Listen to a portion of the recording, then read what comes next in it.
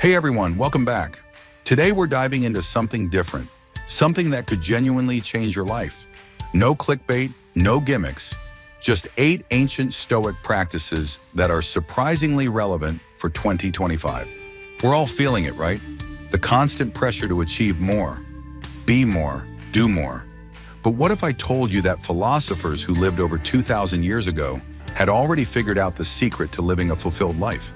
Before we dive in, hit that subscribe button if you want more content that combines ancient wisdom with modern living. Let's get started. Marcus Aurelius started every morning by reviewing his day ahead. But here's how to make it work in 2025. Spend 5 minutes each morning listing 3 things that could go wrong today and how you'll handle them. It's not negative thinking, it's strategic preparation. The Stoics practiced imagining losing what they valued most. In 2025, try this. Once a week, turn off your phone for 24 hours. Imagine losing access to social media permanently. How would you connect with people? What would you do with that time? Epictetus said, "It's not events that upset us, but our judgments about them." Next time you're stuck in traffic or your Wi-Fi crashes, pause. Ask yourself, will this matter in 5 years? Better yet, will this matter in 5 hours?